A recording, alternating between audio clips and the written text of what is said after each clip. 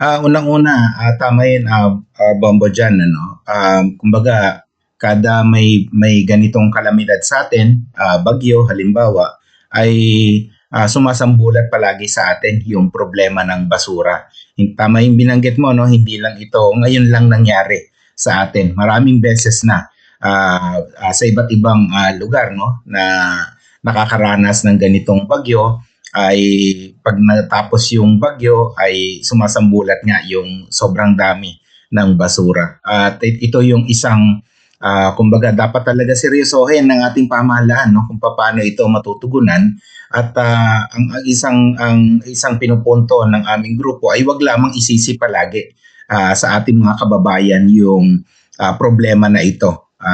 Maraming mga aspeto na dapat tingnan tayo, at syempre, ang isang pinaka-importante dyan, yung maayos talaga na sistema ng pagpapatabad ng waste management dito sa ating bansa. Dahil dito talaga palagi, Bombo, dyan tayo nagkukulang eh. May mga ilang mga pamamaraan, yung ibang mga LGUs na ginagawa na efforts, pero hindi pa talaga halos lahat ay ganun kasinsero. Ilang dekada na itong batas natin na Republic Act 9003. Subalit ilan pa lang din ang kumbaga may ah, sistematikong pamamaraan kung paano ito ipatutupad, lalong-lalo na no, sa ganitong mga sitwasyon na may bagyo, lumalabas ng masambulat yung mga basura, tapos saka magtuturuan or magsisisihan tayo kung sino yung dapat na managot. That's why, correct me if I'm wrong, Sir Tony, that's why um, indicated po dun sa statement ng Ban Toxic yung pag-call out po ninyo sa recent pronouncement ng Palasyo Malacanang that emphasize yung lack of discipline and irresponsibility ng mga ordinary Filipinos pagdating sa kanilang basura. Tama po? Tama 'yon.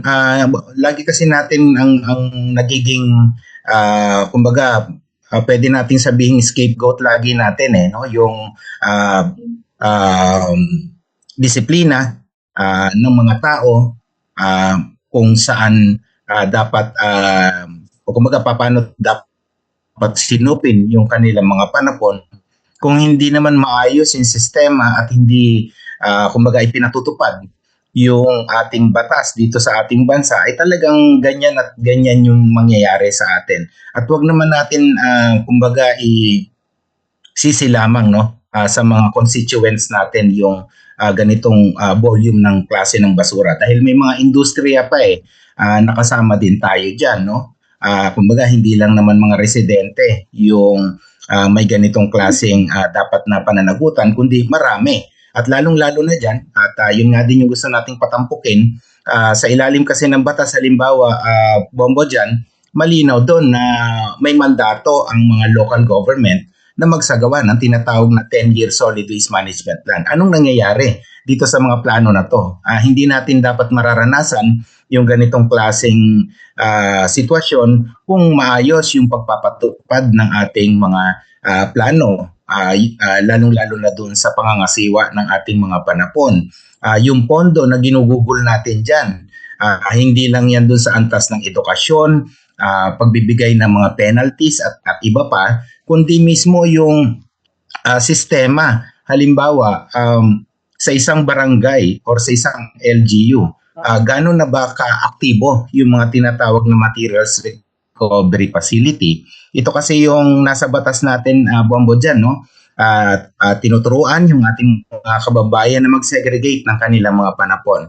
Ngayon, yung mga residuals dyan or yung mga panapon na yan, dapat meron yan munang paglalagakan katulad ng mga materials recovery facility para bago yan dalhin doon sa mga for final disposal. Kaya nga dapat lumalabas sa kung susundin natin yung batas, malit na lang na porsyento.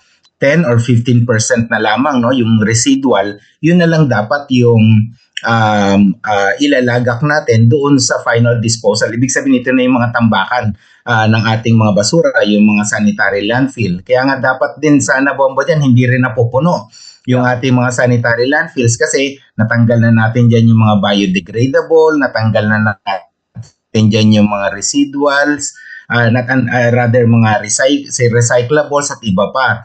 Residuals na lamang yung makikita dapat natin doon. Overall, sa sistema, ay dapat din tinitingnan din natin yung kung paano mababawasan din yung production. Kasi ganun yan no? The more na mas marami yung nagpo-produce, the more na mas maglilikha talaga yan ng basura dito sa ating bansa. Kung overproduction ang number one source ng problema natin sa basura sa ngayon is plastic waste. Kung continuous ang production ng mga produktong gawa sa plastic, lalong-lalo na yung mga mga disposables, single-use plastics, ganun pa rin yung mararanasan natin sa kalaunan. Ang nangyayari kasi sa sistema natin ay lagi tayo nandun na lang lagi sa end tail, yung sa dulo. Kung kailan nalikha na yung basura, saka tayo ngayon tumutugon ng kung ano yung mga posibleng solusyon. Dapat kasi at the source ang pag-resolve ng problema. Kung maayos ang pagbibigay ng edukasyon sa ating mga kababayan, kung maayos yung sistema ng pagkolekta, kung maayos yung sistema ng pag-recover ng mga recyclables, at kung maayos din lalo na yung mga residual, hindi natin mararanasan itong nararanasan natin ngayon. Sa ngayon, imagine na lang natin ilang truckloads ng basura yung sumambulat sa atin dito sa lugar ng Parañaque. Isang lugar pa lang ito. Nung mga nakaraang mga bagyo, ibang lugar naman yung nakaranas ng ganito. Huwag natin isisi, kawawa naman yung kumbaga specific na LGU na kung saan doon halos tumampok sa kanya yung dami ng ganitong basura. Much more pa na mas tingnan yung kung paano matutugunan ito at the source, paano mare-reduce yung basura, paano mababawasan. Kasi yun naman din yung essential ng batas natin, Bombo, dyan waste reduction. Ang bawat LGU ay meron pong target na 25% waste diversion. Ibig sabihin nga, dapat wala na tayong nakikita na kumbaga kung meron man, maliit na lamang na porsyento dapat na basura kung pinatupad lang ng maayos at the very start nung naging batas itong ating Republic Act 9003, kung naging maayos lang yung pagpapatupad nito, wala na dapat tayong kumbaga tinitingnan na problema pa sa ngayon. Okay. Sapat na ba, kung kayo ang tatanungin, Sir Tony, sapat na ba yung existing laws na meron tayo para maiwasan natin yung waste management crisis sa Pilipinas? Although, admit it or not, marami pa rin talagang mga policies kahit existing, kung hindi naman nasusunod, wala pa rin mangyayari. Pero what I mean is, meron ba tayong mga sapat na batas na supposedly magpe-prevent sa ganitong sitwasyon? Well, marami tayong mga maganda na yung batas na meron tayo, yung Republic Act 9003, malinaw din yung skema na direksyon nito. Ang nagiging problema natin ay yung pagpapatupad. Halimbawa na lamang, ilang porsyento lang talaga sa ating mga LGUs ang meron tinatawag na materials recovery facility. Mandatory yan sa bawat barangay na dapat meron silang tinatawag na MRF. Halos wala pa sa kalahati yung sa total number of barangays ang meron na may existing. Kaya ang nangyayari niyan, napupunta yung waste diversion na nga napupunta dun sa mga junk shop o yung mga ibang informal settlers, yung itong mga recyclables. So supposedly dapat dun yan sa MRF ginaganap. Ang nangyayari ngayon, yung sistema pa natin nung hakot-tambak, Bombo dyan. Oo nga, may nag-segregate sa bahay. Pero pag dumating na yung mga concessionaires, yung mga nangongolekta ng ating mga panapon, sama-sama din nila. So, at yung essence nasisira di ba dapat kasi merong sistema ng pagkolekta. At yan ay nangyayari dun sa iba't ibang mga lugar. Meron ng ganung sistema sila. Ganitong araw, ito lang yung kokolektahin nila. Ganitong araw, biodegradable, yung sa susunod na araw puro mga non-biodegradable yung kokolektahin. Kung may ganyang mga sistema na pinatutupad sa bawat LGUs, hindi na dapat natin mararanasan yung ganitong mixed type ng mga basura kasi collected na siya eh.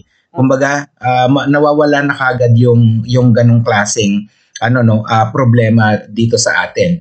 Ikatlo siguro ang isang kailangan tingnan natin ay paano ba ipinatutupad ng ating mga LGUs yung kanilang mga plano. Dito sa atin kasi may kultura tayo dito, may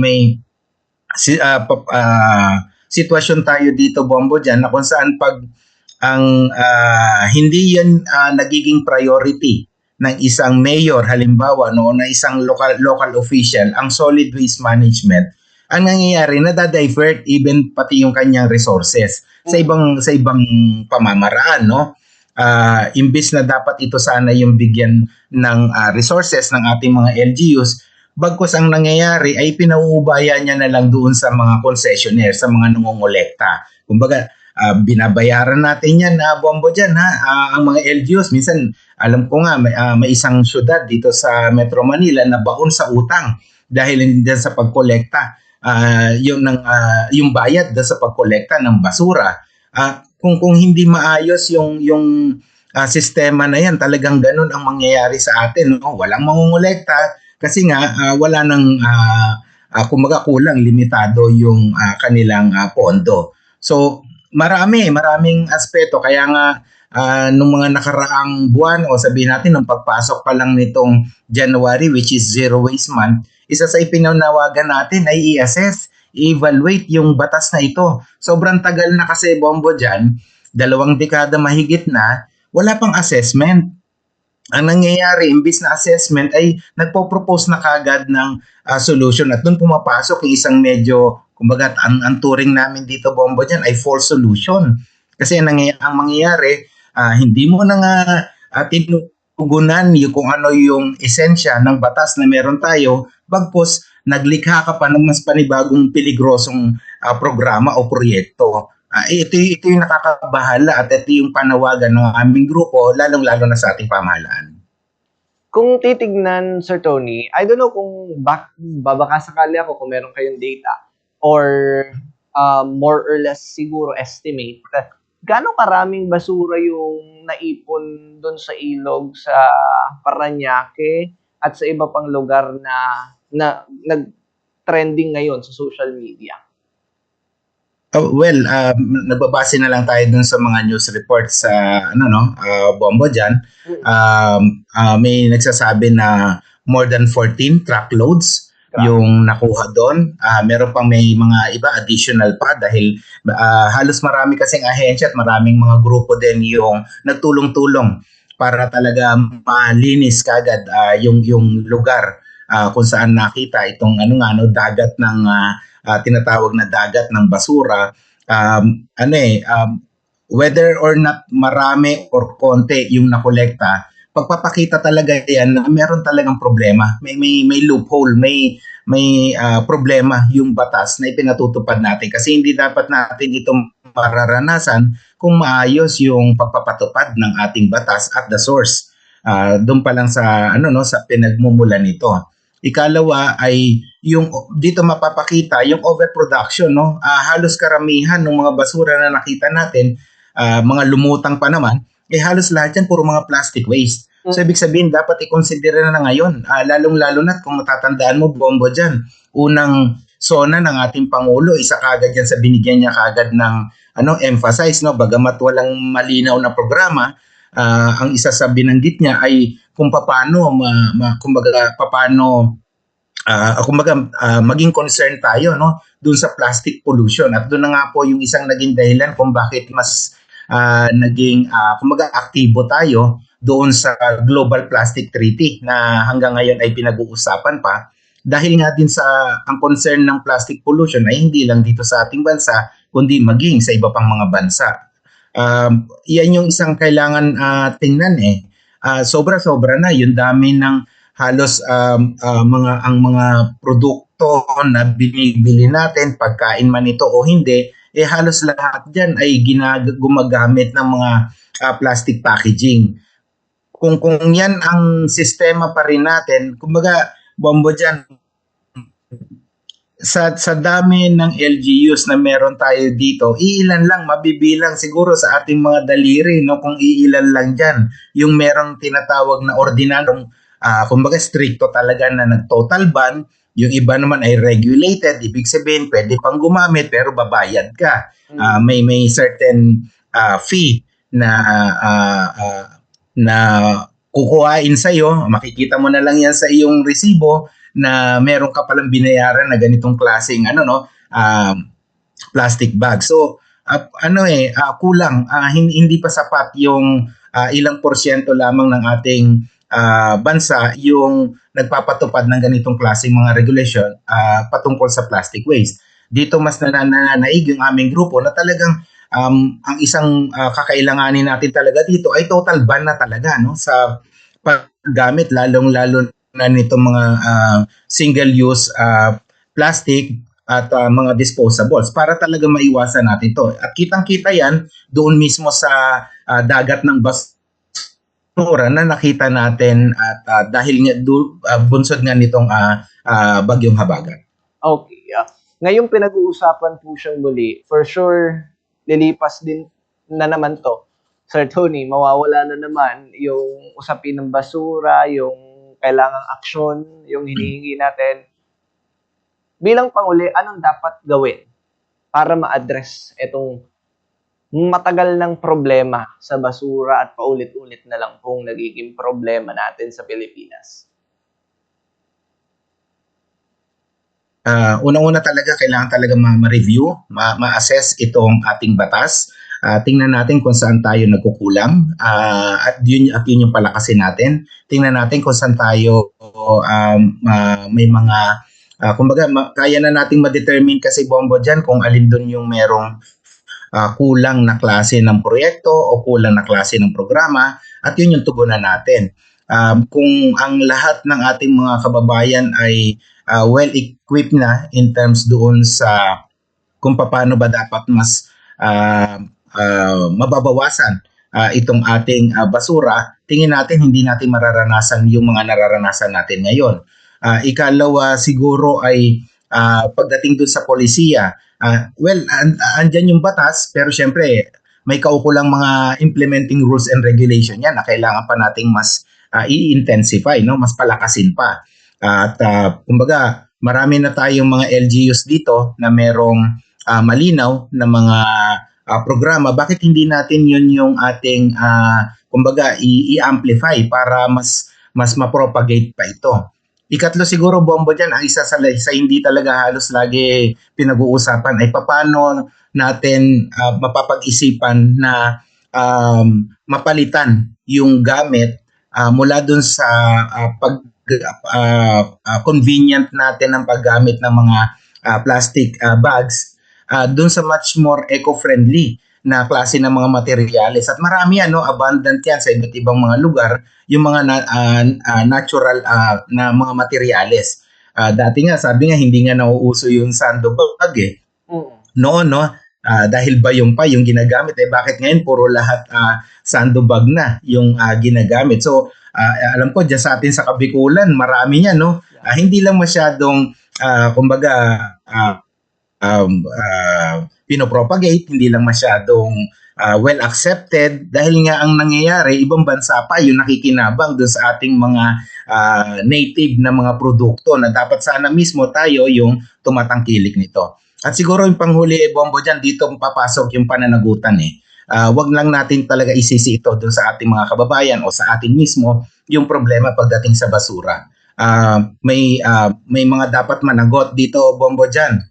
At sana yun yung bigyan ng pansin ng ating Pangulo.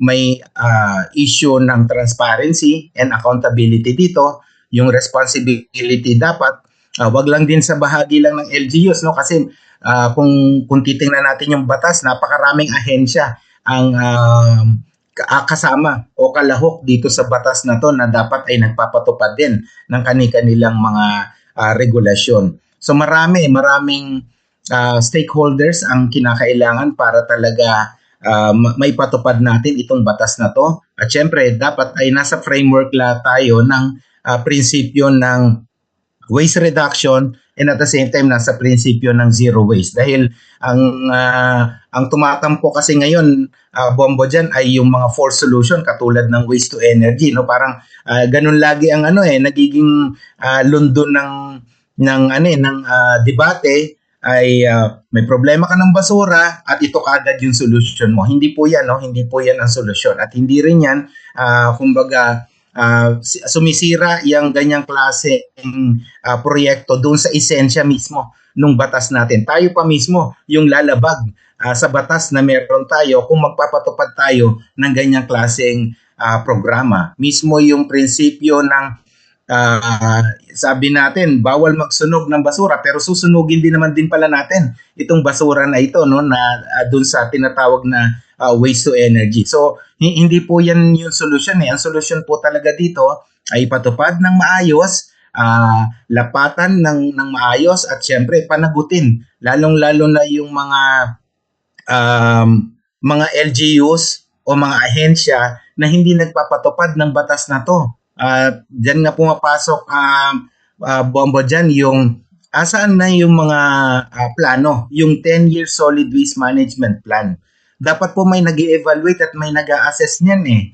Inaalam kung sa bawat LGUs na ipapatupad ba. At kung yan po ay may kaukulang pondo po ng bayan yan, pondo po ng mga tao yan, dapat po may maging transparent tayo at i-report natin ito sa publiko kung ano yung nangyayari doon sa mga pondo na yan, whether related yan sa flood control projects, related yan sa waste management, ipakita po natin, no? Kailangan po ng resibo ng mga tao at wag lang po palagi ang nagiging recurring impact problema dito sa atin ay ibinabalik sa atin, no? Sabi nga kung tayo ay nag-aayos ng ating mga panapon, sincero tayo dun sa pagpapatupad at the household level ay sa atin pa ibabalik yung problema. So dapat ang problema na yan ay lahatan pong pinag-uusapan. Tama yon, hindi lang ating pamahalaan yung dapat tumugon dito, lahat po tayo. Pero dapat po meron pong managot, lalong-lalo na sa ganitong mga sitwasyon na nararanasan natin lalo pag dumadating yung bagyo dito sa ating bansa.